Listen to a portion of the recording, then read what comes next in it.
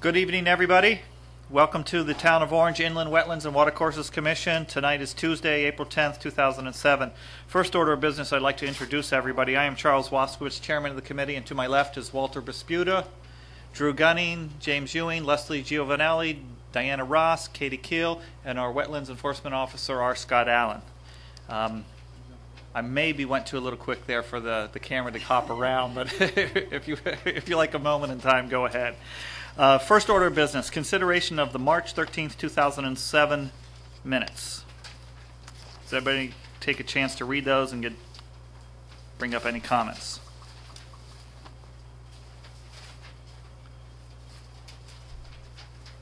I officially brought us in at 7:31. Is it okay with you? Thank you, Scott. For the record, we started at 7:31. I know how you like it. Yes. Yes. Did you? Oh,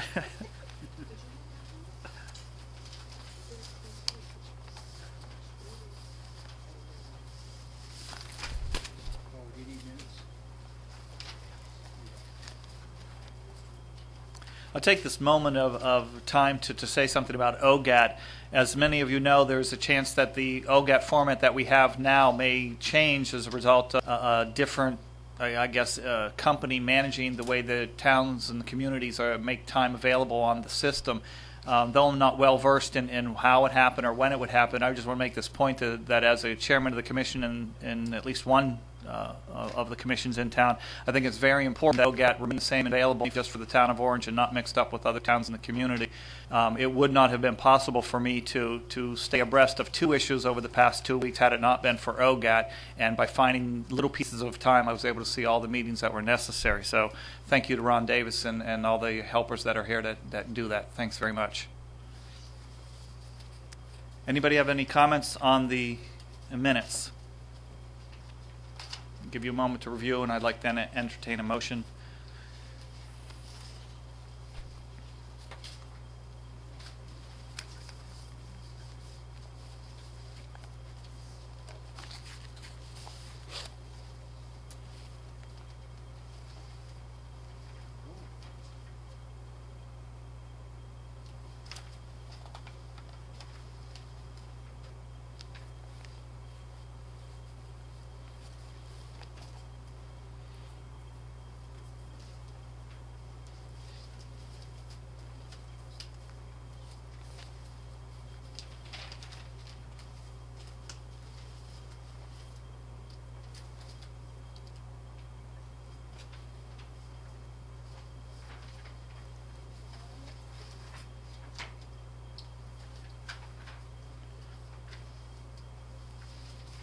It's a packed house.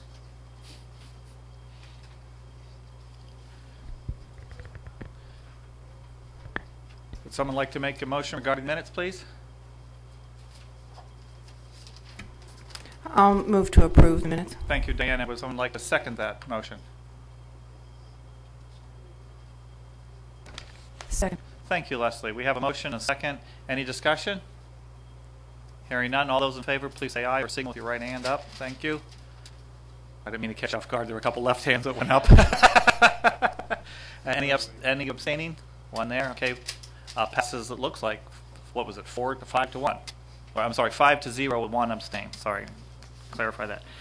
Routine business. We have some correspondence. I believe everybody has copies of the Habitat, which is a headline this time from the Connecticut Association of Inland Wetlands Commissions. The Face of Connecticut campaign, a green and growing vision for Connecticut. This is usually well worth reading, the Habitat, folks. This is available here in the town hall and at the library.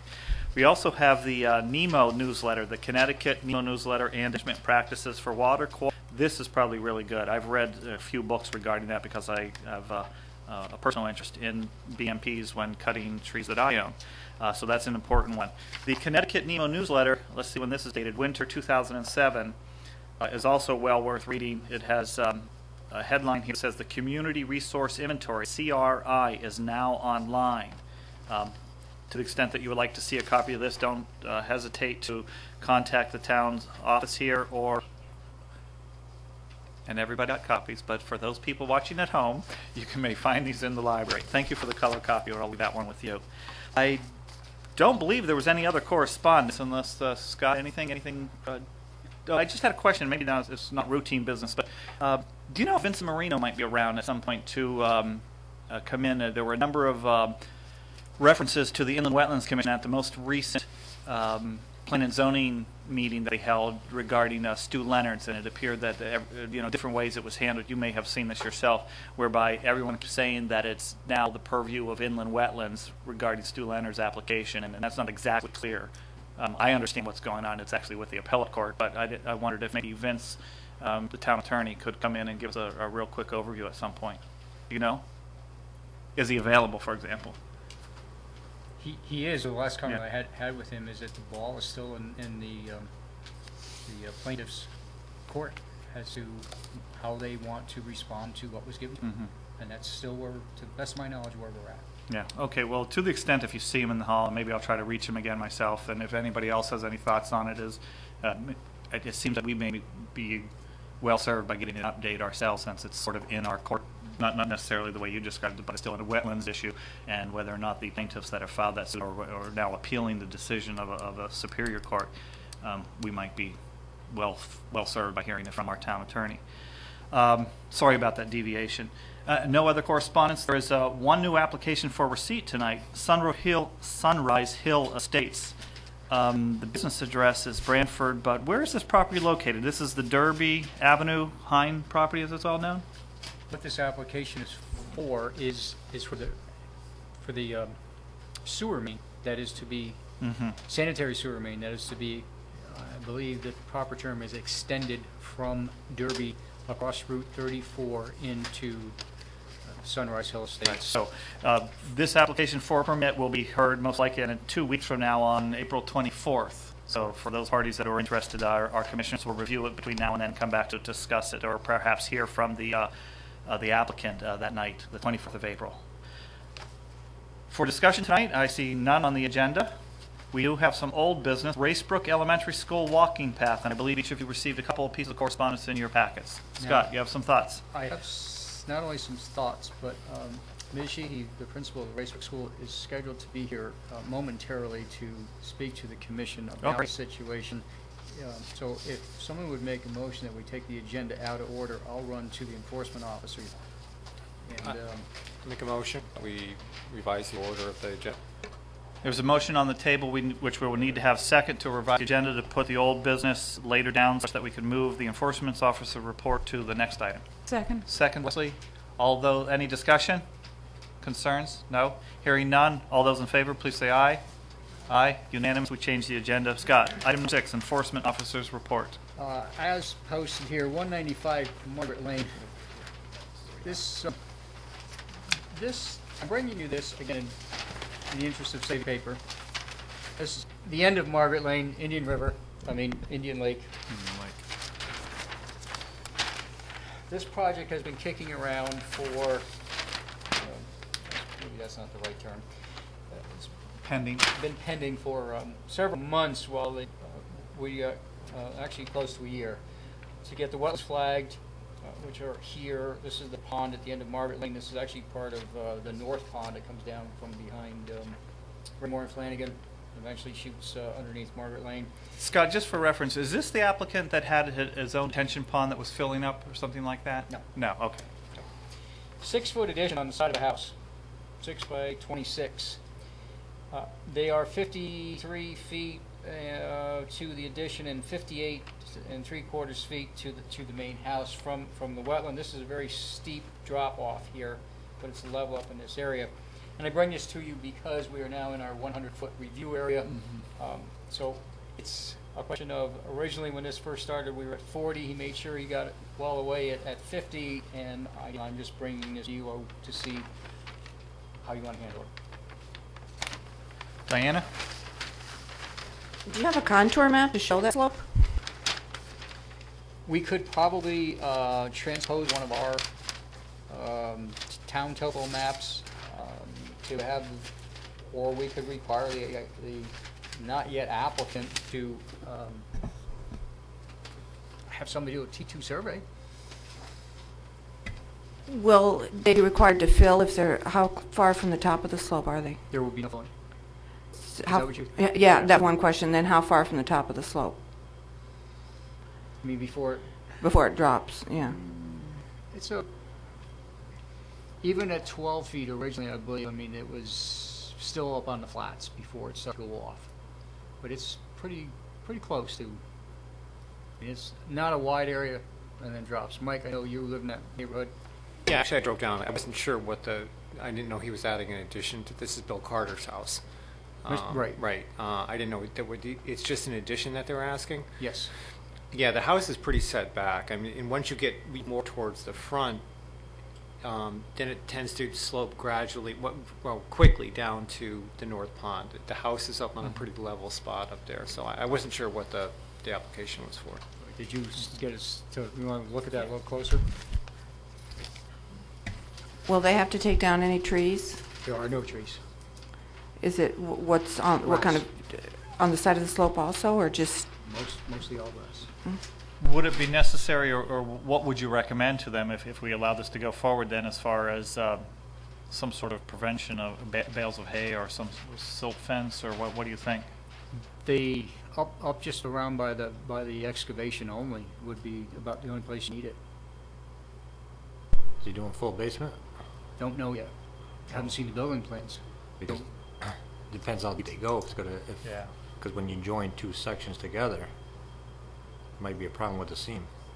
I mean, if he's doing an extra 6 foot of basement, you know what I'm saying? Yes, Yeah, that is, right.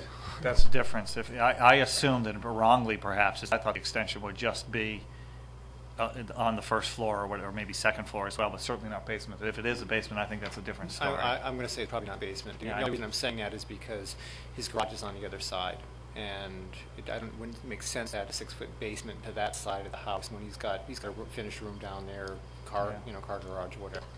I guess to be confirmed. Otherwise, I'm not too concerned about it if it's above. Maybe you want to just come back with it, and then we'll decide at that time if it should be an agent approval. You want to do it that way? Or you just make an approval with no basement. If he wants a basement, he has to come back. All right. Well, if we handle it administratively, yeah. I mean, first of all, I wasn't even given the distance away initially. Does I anyone wasn't else even want going to to see do an application because I Sorry, didn't see whether Leslie. there was going to be any impacts provided. It was probably just going to be on a frost wall. It was up high enough, and they could silt fence right up by the house and not even go near the wetlands. So if you're going, and that, I would still feel the same way even if they decided to put a basement in. So from that standpoint, it's more or less whether.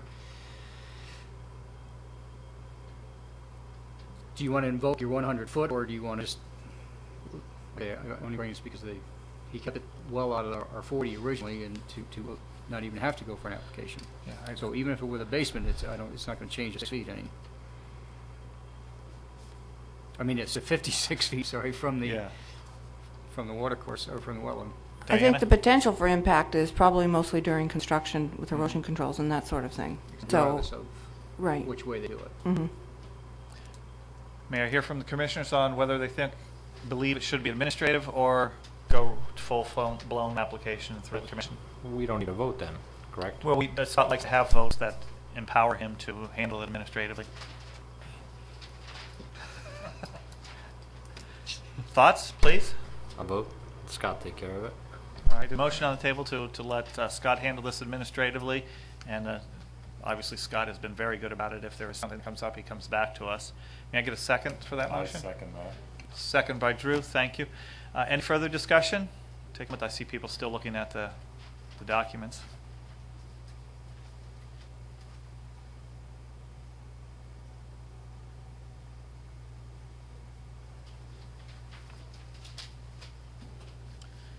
Any further thoughts or comments on this motion to allow Scott to handle it administratively? Diana? I'd just like to have you look too at the roof drainage if they're altering that at all. Oh, I'm Yeah. sorry. There is a dry well going in. I forgot to add that. There is, I'm not sure if it's shown on that particular drawing. 4x4 galley. I think it's on there. 4x4 galley. Yes. Yeah. Yeah, that is, we didn't want any more runoff into the Indian Lake. Or not necessarily more, but also more rapidly. Yeah, that was part of the back and forth, in addition to staying outside of our original 40 feet.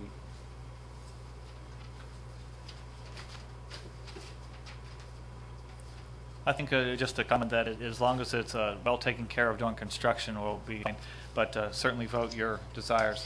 Motion on the table to handle it administratively. It's been seconded. All those in favor, please say aye. Aye. Any opposed? Looks like it passes unanimously. It's yours. Thank you. Next item on the agenda, going back to item number 4, old business, Racebrook Elementary School walking path. I believe we have a representative here. Principal Sheehy, please come to the podium.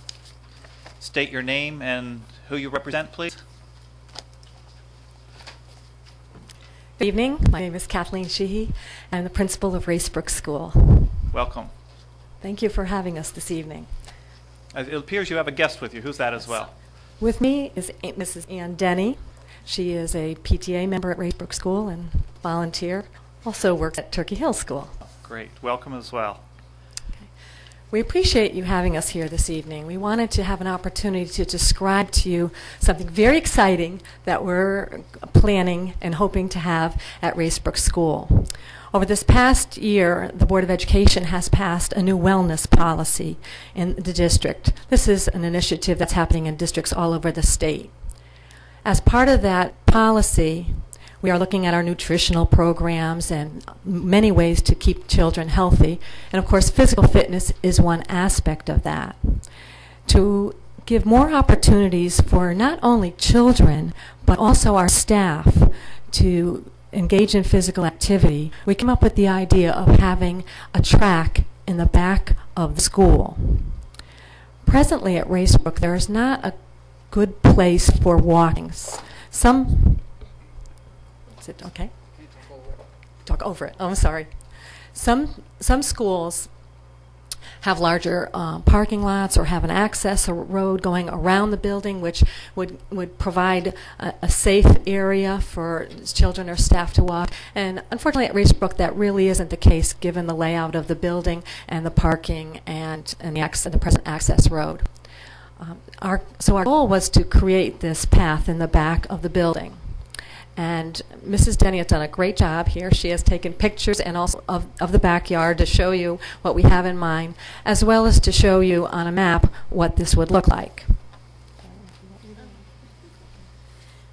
I got this up at Town Hall, and this is a picture of the layout of the school. This is not the proposed addition that happened. The proposed addition happened out here, so this is still our basketball court area. This is our existing playground here, and there is a walking area around it. So we were going to start the walking track from the, there's asphalt around here. We were going to go from there, go up around backstops, just following the tree line, and come back around and hook it in with the asphalt over here. These are our swing sets, and just come back around. And this area is approximately 800 feet that we're proposing to do. We'd like it 8 feet wide so that, you know, you could have 2 people walking at the same time, no one bumping into each other, you know, plenty of room.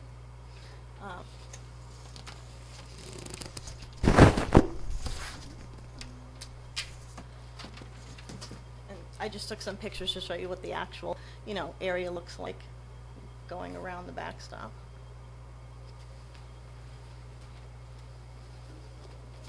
I mean, here it's probably only about 4 feet wide, what we had.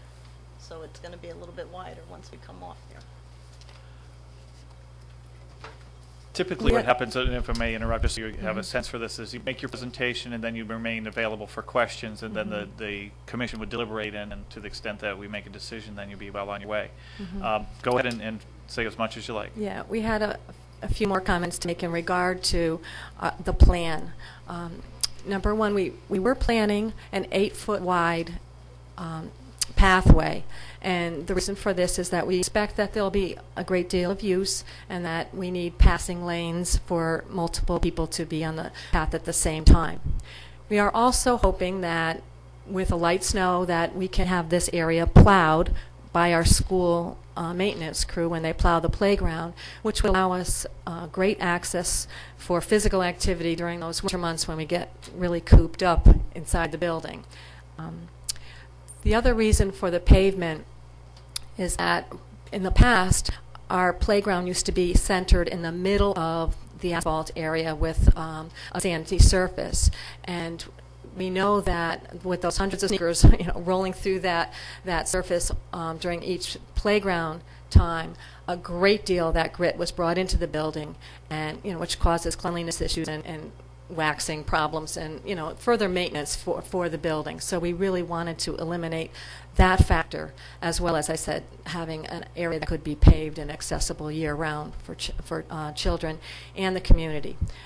Our playground is accessible to the community anytime after school hours. So that means after the 21st century. The School of the 21st Century is our after-school program. After that, it closes at 6 o'clock. We have a number. I mean, I'm there on weekends and late, and we have many, many children who come to ride bikes or rollerblade or play on the playscape. So we know that it will get lots of use after hours by the community as well as by our school population. Mr. Allen asked me about other trails in Connecticut, and I did do a little bit of research because this has become quite a trend to put these paved areas even through woodlands throughout Connecticut. I'm sure many of you are familiar with some of these pathways. A very famous one being the one from Cheshire to Hamden. It runs some 2.9 miles. It's asphalt, 8 feet wide. There's one in Monroe that's 4.25 miles. One in Derby it's 2 miles long. Simsbury has a 3.7 mile bituminous walkway, and there's many more throughout the state. So we realized the Wetlands Commission is dedicated to green grass and trees and open space, and we hate to encroach on that, but we feel that the trade-off here is such a benefit to the health and welfare of the community as a whole, and especially to the school population, that we hope you will consider this request. Thank you. Anything else, Mrs. Denny? No. A question, if you could just put it in perspective. When would construction take place? When do you foresee that, and has the Board of Education given you a decision on this? The Board of Education has been in favor of this proposal. They are waiting for us to make sure that we cover every base and before that we get a formal stamp of approval. Okay. But When we do you are think planning, it'll be constructed then? I think by the summer. we're hoping to do it by the maybe summer. over the summer. Okay. Commissioners, other thoughts or questions? Any trees to be cut down? None. Other thoughts? I had a couple, but I want to give everybody else a chance to chime in. You had mentioned that the department, you would like to have this plowed, obviously, so the kids could use it in the winter, providing there is snow. And do you see that being sanded or salted? No. I'm just asking, 'cause I'm not sure. I know, if they're out there with a plow and they're doing the parking lots, they're Right. going to come in and also plow and sand, which sort of gets back to grit in the salt issue being brought back into the school. Exactly. When they plow our playground, they don't sand it. They salt a little bit by the doorway if there's ice there for obvious egress reasons. We have to evacuate the building. We need to have firm footing. But no, there's no plan to use those kind of products out in there. But we do know that if it is plowed, the way our weather works, we ended up with, in very short order, having a good clean surface, much quicker than those fields would ever melt. Rick? Whoever's going to be doing this work, the paving in back of the backstop there, just make sure it's hitched away from it. So when it rains, it doesn't flood the ball field. You know what I'm saying? Yes. Yeah, 'cause I can't tell if it's naturally pitched or if you got 8 feet pavement going all towards the home plate. Yeah. Right now, the pitch is away, but that's I'm point well taken. looking at Yes. the other end of it. Oh, right. Commissioners? Leslie, do you have something? Yeah. Paving in the winter. When they plow in the winter, I'm just concerned about the runoff from the asphalt and the oils, and exactly how they're going to plow and where that runoff is going to go. Is it going to go into the woods and eventually into the wetlands? Now, this area along here, there's a stone wall barrier that goes along the property. This whole wall here has stone wall on the other side. That's, the wetlands are on that side. So there's a natural barrier there. but that doesn't mean that water and salt and oil don't seep into the ground. The stone wall. Leslie's getting along, perhaps some of the question I was going to ask is did you consider alternative surfaces that are pervious and would allow some of the stuff to go down that don't have an oil base? The price of asphalt now may make many other what are typically considered expensive surfaces competitive now because of the fuel cost alone. Secondly, regarding the plowing, I did brought up a question in my mind, is that certainly as long as there were ground rules laid out for whoever the plowing service is, and I believe it is town employees, if I'm not mistaken, so the ground rules could be set fairly stringent. But the point that I was worried about is, okay, they do a good job on plowing, we make sure they don't sand, aren't using salt, and it's protected by the stone wall to keep it out of at least directly going into the wetlands. The concern I have is now it's wide enough for a road. I must admit I worked back on there to help build that parking lot, and sometimes when I was back, I'm sorry, not the parking lot, build the playground, that I was able to drive my truck all the way back there. And now if there's an 8-foot wide paved thing, there's no doubt I'm going to drive all the way around just because I can do it. So I was concerned, is there a way to deal with potentially limiting access to that when possible or when feasible, and not getting Tim Smith and the fire marshal, Or say prohibited. Yeah, doing some kind of bars or something, poles yeah. to so prevent there were a vehicle number of access. thoughts there. Yeah, that's one of them. One of it is following up on Leslie is dealing with perhaps an alternative pervious surface rather than asphalt itself because of the nature of being so close to the existing wetlands there. And secondly, is plowing is a good thing as long as we lay down the ground rules. And then finally, what do we do about giving literally almost a narrow road access to anybody who wants to drive back there? And that I think it'll be discouraged by you now, as I know, because you have that access to the back is right along the easterly side of that building, if I'm not mistaken. I want a lot of people going all the way around in their cars now. The way this sets up, and people do crazy things anyway, yeah. but the way this sets up is that we have an access road that's not shown in this picture that comes up to the through the playground and stops at the playground. Let me find it stops at the end of the basketball courts, right? It's on this side. I guess this one is the best one. It stops right here, and then we have this asphalt path around the playscape that's only 4 feet wide. So actually, the wider section will be over here, and a car would have to go on this part if it were going to be, the whole loop. Now, on the other side, they would have access because you can see the access road here that we were going to come into. So that's where the connection point would be. All right. I just wanted to air those thoughts that I had some concerns. Others? Walter? Other than asphalt, it's going to be extremely hard for any individual in the wintertime to plow. Click your finger off. I think it didn't work. There you go. In the wintertime, there isn't a driver that I know can plow that with a snowplow without tearing that up if it's not asphalt. Totally impossible. Has to be asphalt. There's no way you can control it because you'll dig in and you just roll it right off. And I plowed a lot of snow, and I'm sure that there isn't a town employee that can get in there and plow it and stay that much above the contour of the thing. Totally impossible. You have almost no choice. So the pavers or some other synthetic surface is not a good idea, you're saying? I think it's probably a good idea, but the trouble is in trying to roll the snow off of it, that's it's true. extremely hard. The frost heaves would be the major issue. That's Yeah. just a given. You're going to catch a blade and tear up more of it than you're going to save. Yes. Diana? Yeah, I would tend to agree too, because sometimes if you try to put something like gravel or something down, it ends up being almost impervious, but then you've got this loose stuff that washes off, and you can't plow it without digging stuff up. So, could I take a look at the map again? Wanted to see how far away this was from the wetland and where the stone wall is.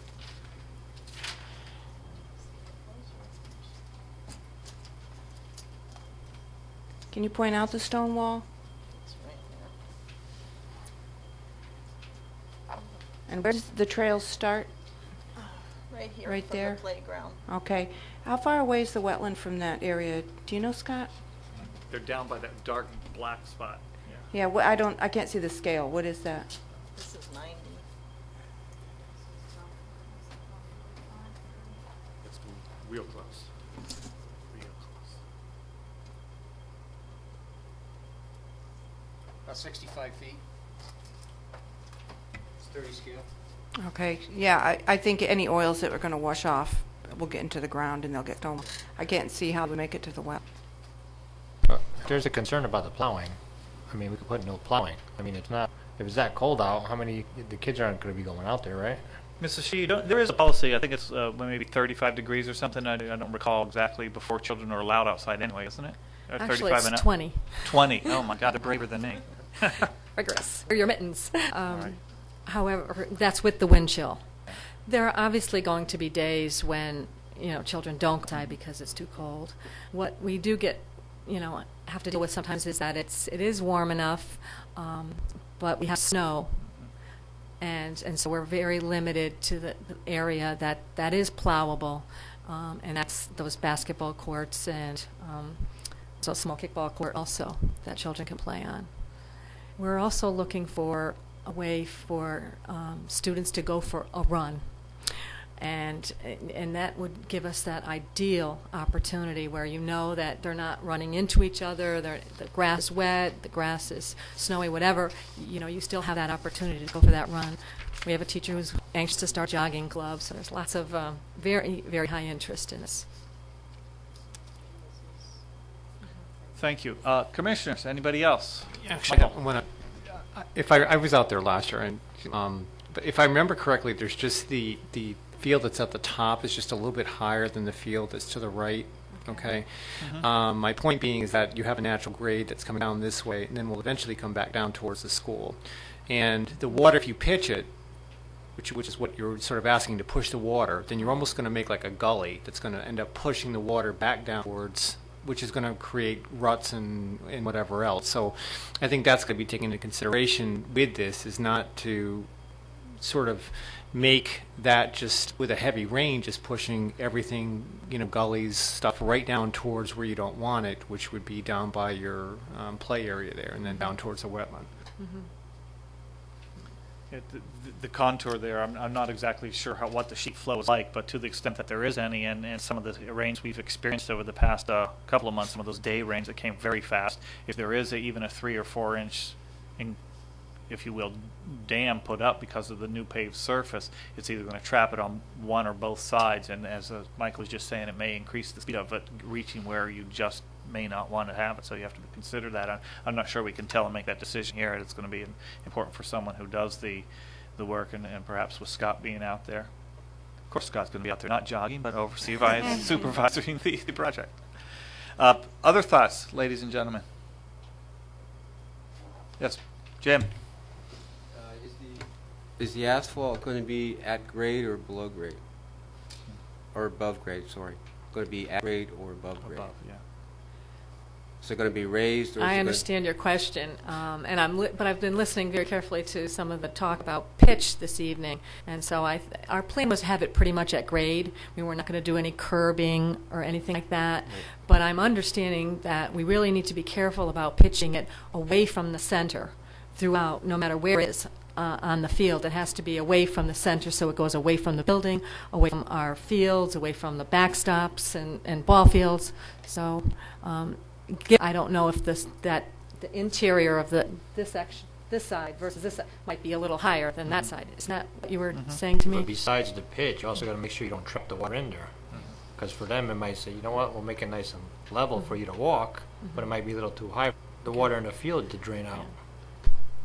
Yeah, that was one of the points that Michael said, and then reiterated. In fact, you might build the dam all the way around, and then your whole field becomes saturated with water and drains slower than it would normally. It's hard to tell. I would say, Scott, I'm not familiar with the soil types out there.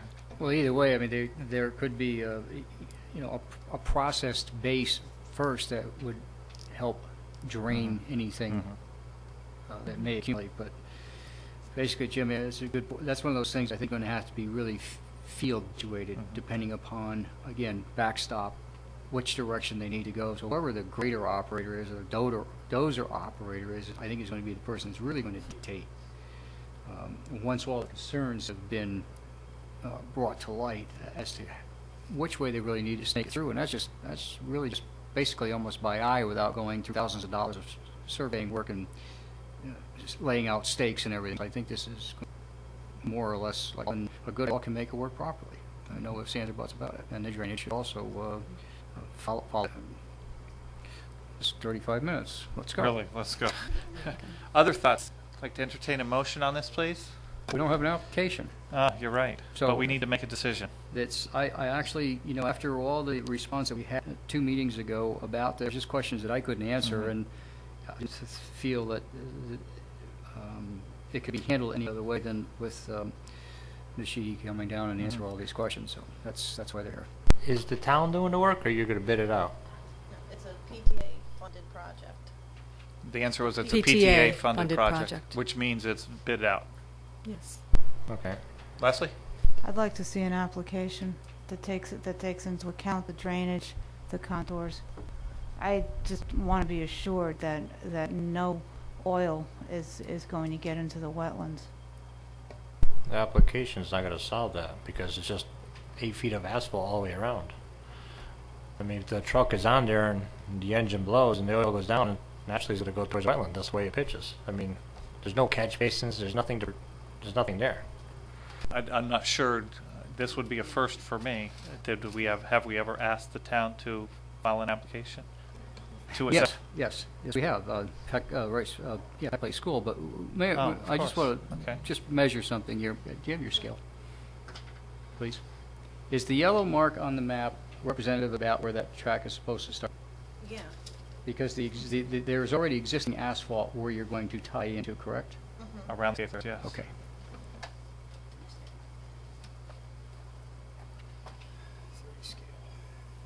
Does anyone else think, what Leslie was airing, that you might want to see an application that has more detail related to field contours or anything like that? I was just think what Scott's going to answer already. How much of this goes under our review anyways? 95 feet from the wetland from where that track is supposed to start.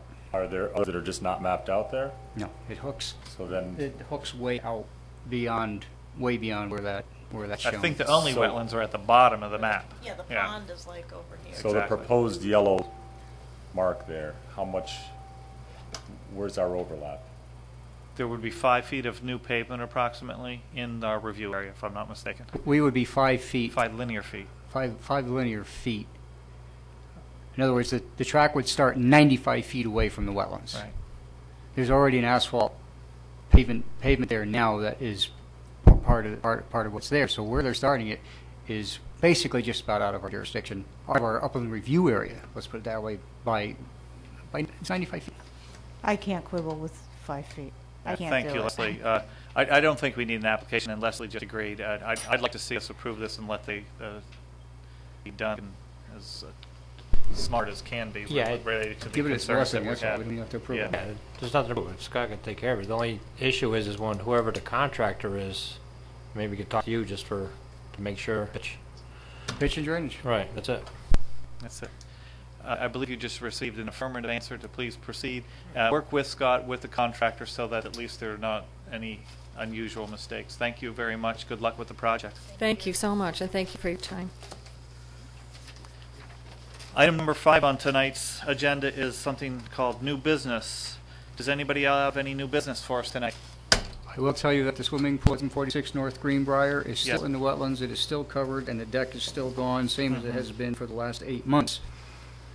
Do you have any thoughts on something that we could do to work with the family on that? Have they approached us of late? Ladies and gentlemen, you may recall that there was a pole installed unaware, or at least it was contended it was unaware to the homeowner that the installation was done by a vendor who put it in or near the wetlands, including the deck, and we had to, in essence, stop it from being there. And I wanted to try to come to a resolution if we could, because it's been out there for, you just said 8 months? No, it's been out there for a couple of years. A but I couple mean, years, but 8 months, something happened. And the deck was removed about 8 months ago, and Okay. I believe it was somewhere last summer. Yeah. And the gentleman told me that he still has an extensive amount of, at that time, still had an extensive amount of work to do to prepare an area to put the pool, and that the installer agreed to move it pro bono. But he had to get the deck down. That's as far as they've gotten. I've had no conversation with him since. Okay. And I did go out to the fairgrounds today. Oh, good. And there is, what is turning, so I think we can be able to start to get some work done out there to address all the Yeah, there have been some brave people at the fairgrounds. If you haven't been behind High Plains Community Center of late, there was, in essence, not the old barn raising, but nonetheless a barn raising. So the new one's going up. Good luck to that. To the extent that you need our help on anything related to addressing that drainage or whatever, I know Diana had an interest in it, I did, and someone else, Walter as well, had spoken to me about it. If anybody has any thoughts on that. The weather's turning good for some remediation there. Other business? Yeah, hearing none. We already had our enforcement officers report. Our next meeting is scheduled for April 24th. Ladies and gentlemen, thank you. Walter, would you like to make a motion? Walter makes a motion to adjourn, and I don't believe we need to second it, but we've been doing that. If anyone, Drew seconds, we're adjourned at 8:15 p.m. Thank you very much. Good night, everybody.